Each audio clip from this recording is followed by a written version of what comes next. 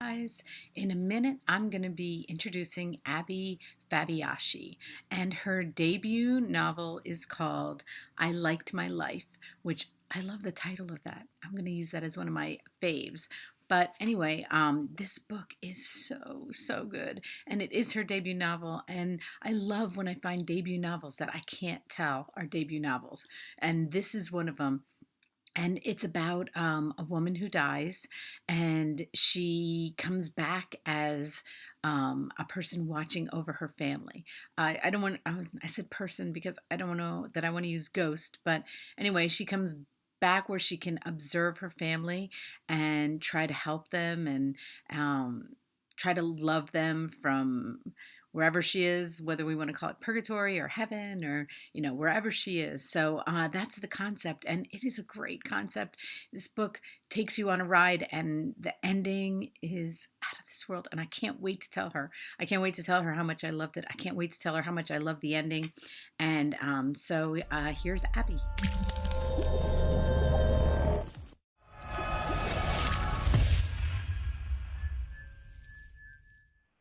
Hi, everyone. I am so excited to be speaking with author Abby Fabiaschi. And you can listen to us on our new podcast, or you could be watching us live on YouTube, speaking not live, but, see our faces. So anyway, we are going to be talking about Abby's brand new debut novel, I Like My Life. She's going to hold it up for me. Hold it. Here we go. Here we There go. it is. I liked my life. When I saw this cover, I knew I wanted to talk to you before I even read it. So I'm so glad. We want to catch you cover, right? that's right. You want to catch a cover. So I want to tell everybody that this book, I just love this book so much. I wish I could express it. I was so emotionally attached to it. And I was trying to figure out why. But I mean, you hit me on so many levels. You hit me as a mom.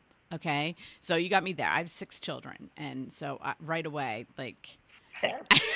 you hit me Yeah. right there.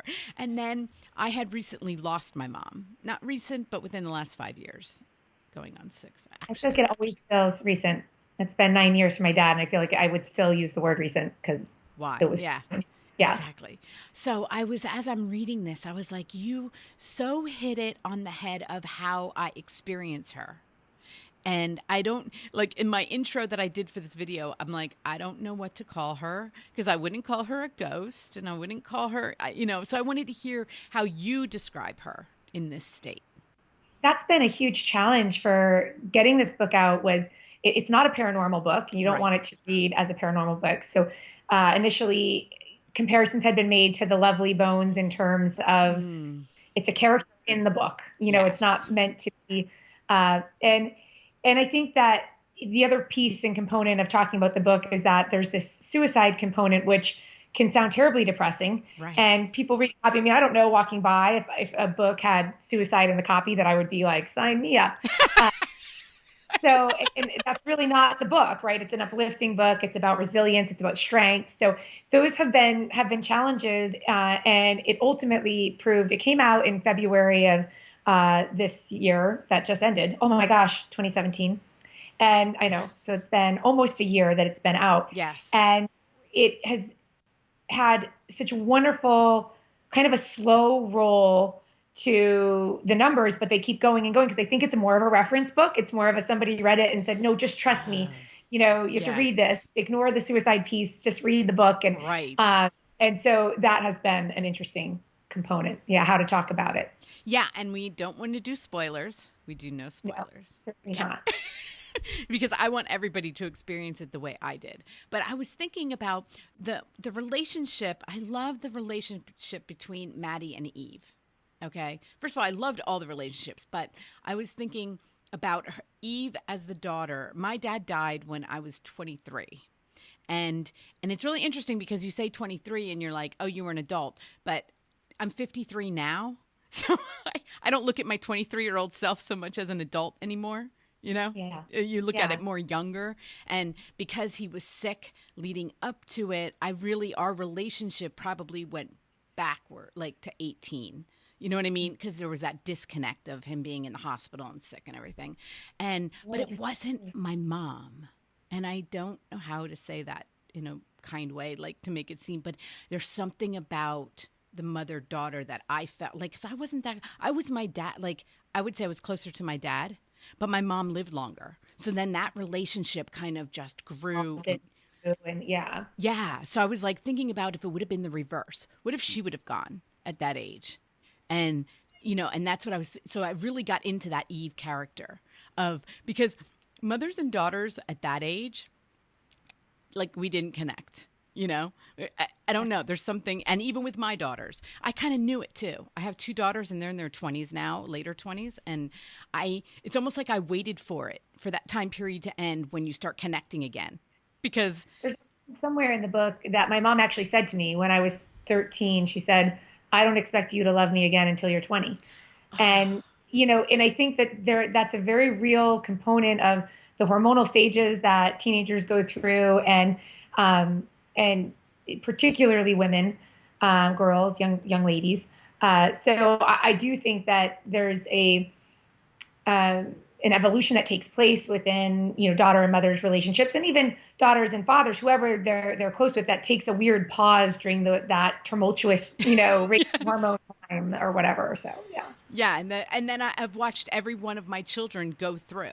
So it's kind of interesting. So now, like, I have an 18-year-old and a 14-year-old, and you're just kind of like, yeah, I know, you can't stand me. It's fine. come back around, yeah.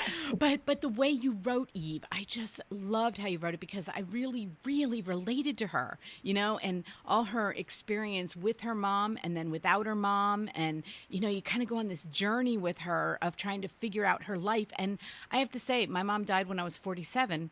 I've had a journey of it without her. There's like this with her and then without her that, but I'm sure everybody I'm not unique in that situation. It doesn't matter the age. I think a tether ball is cut when you lose a parent, Yes. because they're your cheerleader and they ground you.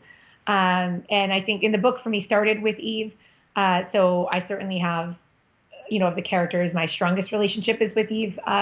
Yes. And I think looking back at that to me, the book started with the idea. I went through tremendous loss when I was Eve's age, and it changed me. It matured me too quickly, because I wasn't able to do it graciously, right? I became a little bit bitter. I was looking at all of these adults around me, and I thought, I'm 15 and I'm in all this pain. These people, 30, 40, 50 years old, they must also have been through all of this tragedy and loss, so much more than I've probably even experienced yet. And yet here they are with a smile on their face.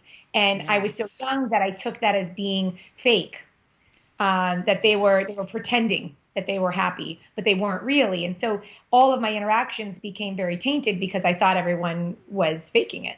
Right.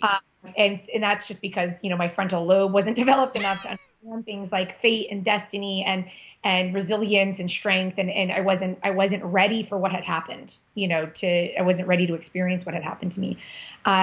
So the book really started with wanting to explore mourning and guilt at that young age, at that age. Yeah. And yeah, you did it beautifully. I mean, you could, that's what I didn't even know that you had gone through that. And yet, as I'm reading it, I'm thinking, she knows this really well. Well, I always feel bad when people say I really related to your book personally. I always feel like I have to apologize. Like, I'm so sorry. That stinks. You don't want to relate to this book too personally, but for those who do, I think there's a truth to the fact that in these moments of agony, there are slivers of beauty. There's clarity there. Yes. If you kind of rise above the fog and the haze of grief. Yeah, I actually think that she did it, with the way you wrote her, she experienced it way better than I would have. So she, in a weird way. But I mean, and then there's the relationship between Brady and Maddie. And I love that, and this isn't a spoiler because it happens in the beginning. So I love that he finds her diary and gets to know, because I don't know, because it was so intimate and she was so good at, expressing, and it was like, and he had no idea, Yeah. That there's this, woman who's running the ship. Yeah.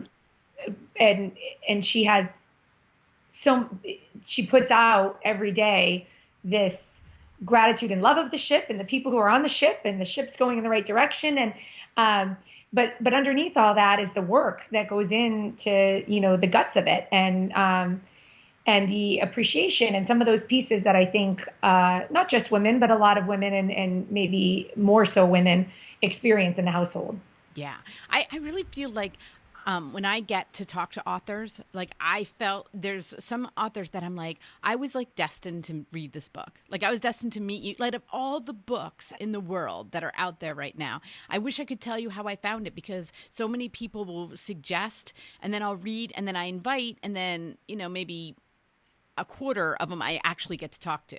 But then I realize that the ones I get to talk to are the ones I was supposed to in a weird, Oh, look at it. Yeah, Yeah, yeah. so That's I neat. can let it go because I'm like, oh no, I was supposed to talk to her about this, and this book is supposed to go out there into the world, and and be wherever it and get found by whoever needs it, and that's I had that moment with this book, and I'm like, yes, this totally makes sense, like why I was supposed to read it, and of course the ending, everybody. Read all the way to the end. That's all I can tell you. You blew me. I mean, I did not see it coming. I did not. You think you know where this book is going, but Abby is such an amazing writer. You do not know where it's going. So, that's what I will say about that. That's always the careful part of the conversation, right? Yeah.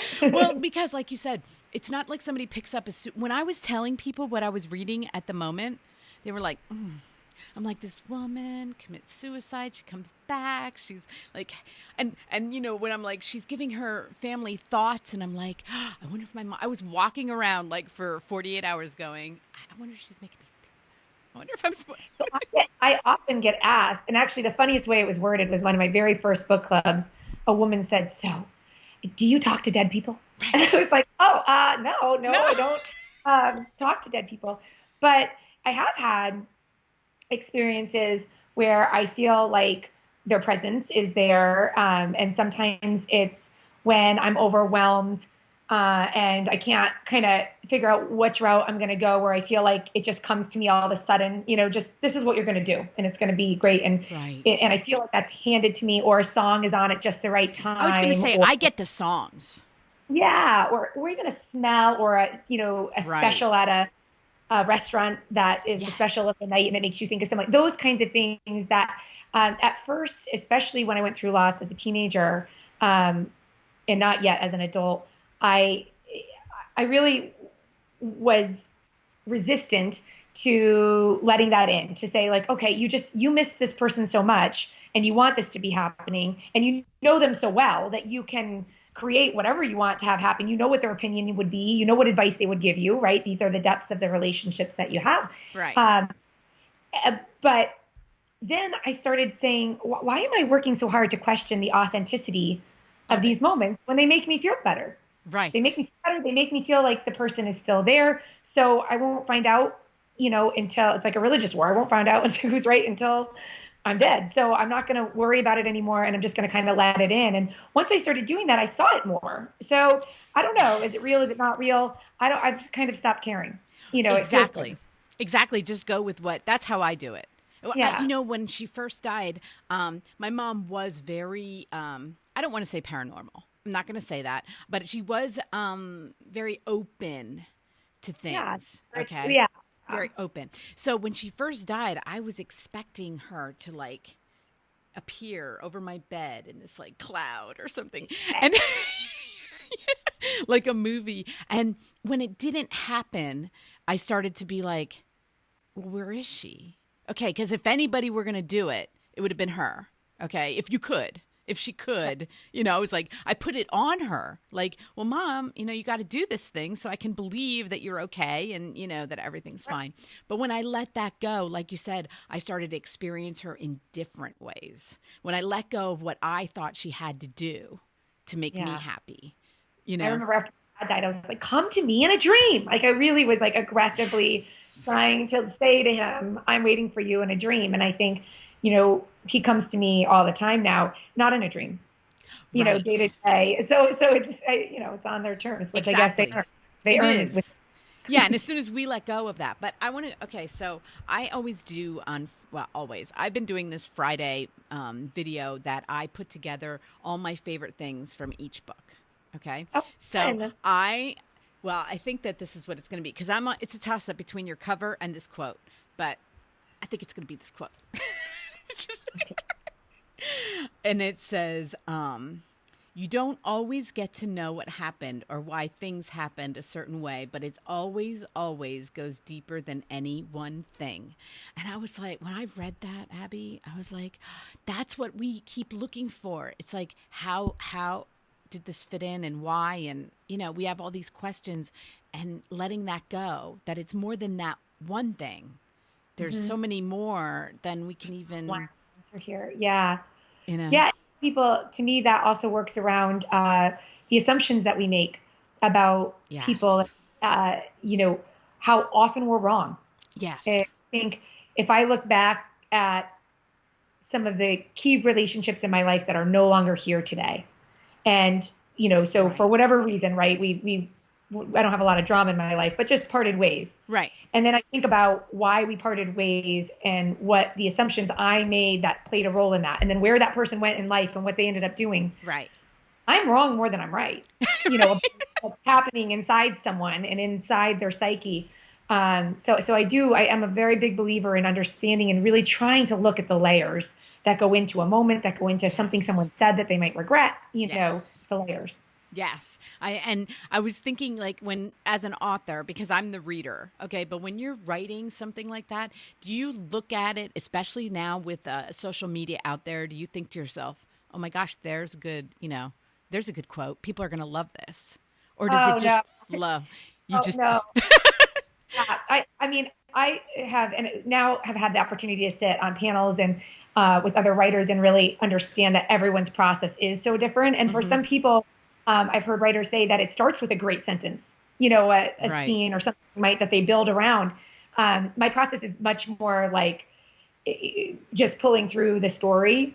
And then I think in the editing moments, you get to certain points where the emotions are high or the point needs to be made where you'll really stop and spend half a day on one sentence or idea just to make sure that, and those do end up becoming probably the strongest sentences, right? The most time went in to Right. thinking about them. But the story finds where those are first. Yeah. Did you know how it was going to end? No, so I don't plot my books, which Not is like that. very efficient. And I tried actually the second book that St. Martin's bought, which we've decided to pull and not publish because I was revising it. It felt like I was trying to fix something that was broken and it didn't Mm. work. So, um, but I think that's why we had plotted the revision. I'd written the book about 5 or 6 years before, and then we had plotted this revision. And what I learned about myself is that I can't write that way. Right. The story is, um, I get bored. I have like the ADHD of writing where if I know the ending, then I'm like, it becomes very stale. I did, and not to ever have any spoilers on the ending. I think I very early on knew some of the things that weren't going to happen at the end of the book, Mhm. and then had to kind of figure out, well, how are all these things going to come together? But because as I got to know Madeline, I learned some things about, possibilities that I don't know. I think that so no is the answer. I write without a plot. Right. I mean, I always think that even if I can tell an ending, even if I know, like, if I halfway through it, I'm like, oh, it's going to end like this. Yeah. But I'm not disappointed if how it gets me there is fun. Oh, completely. And, You and know? and sometimes I'm surprised by how surprised people are by the ending. If you Yeah. there's a lot built in to have it go. I have the hardest time talking about it without I know, but spoiling. okay, here, I'll help you. I'll help you. If I were to go back and read it again, I would see what you did. Yes, yes. Kind of like the movie. What was that movie with Bruce Willis where I was like shocked with the dead people? Oh, right, What was that? right. Six, six, Sixth Sense. And then when six. you go to see it the second time, you're like, oh, it was so Right, obvious. But I mean, he right. had me. I didn't see it. Exactly. No, I would say, because I was actually gonna, if I would have all the time in the world, what I don't, I wanted to reread it, like, because I wanted, and actually, for people who do have all the time in the world to read your book, I suggest doing that because it would be a lot of fun to me to, like, circle, like, oh, Yeah. oh, oh, here we go, you know. Sorry. So that would be fun. That would be another way to read it. But so okay, so you were writing another book, but then you scrapped it. right? So what are you doing So now? before I was doing the revision, I had put like a year and a half into this book that I was really excited about. Right. But it wasn't the that we pitched to St. Martin's, it wasn't done. So they had bought this other book that had been done for several years and with the agreement of a revision. And I couldn't fix it. And so I just sort of said, listen, I have this other book. It's not done yet. I'm so excited about it. I feel very connected to it. Can we do a swap? And they were very gracious and said yes. So they haven't read it yet. It's going to be to them at the end of this month, and I'm excited about it. So we'll see what they Do you see have if a they are. title?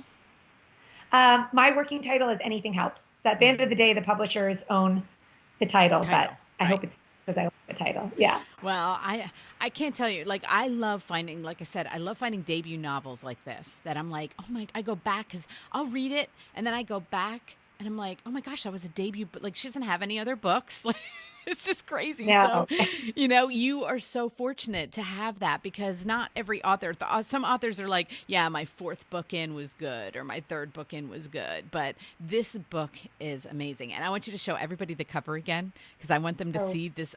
I mean, did you have anything to do with that cover?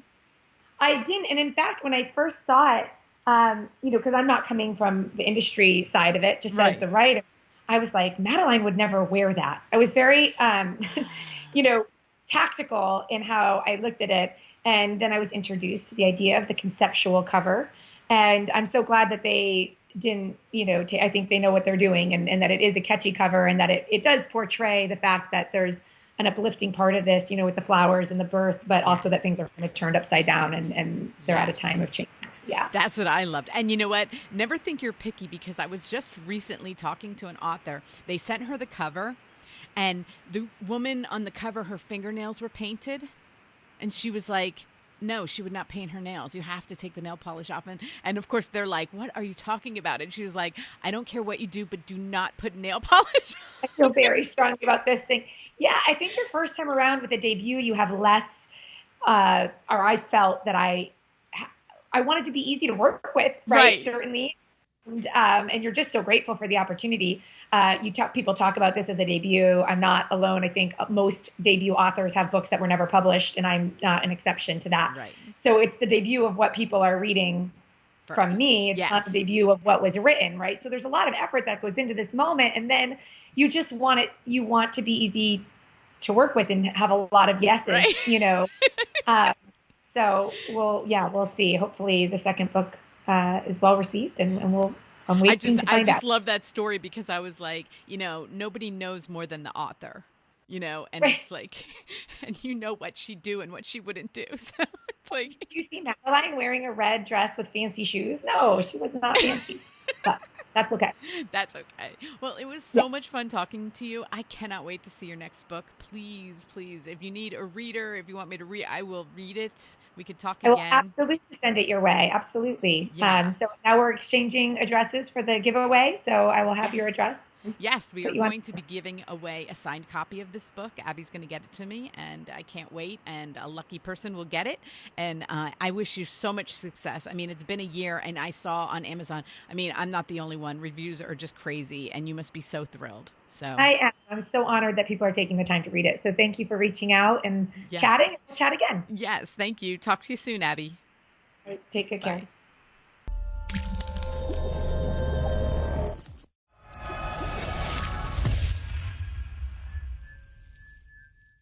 Wasn't Abby amazing? I loved this book. I love being able to talk to her.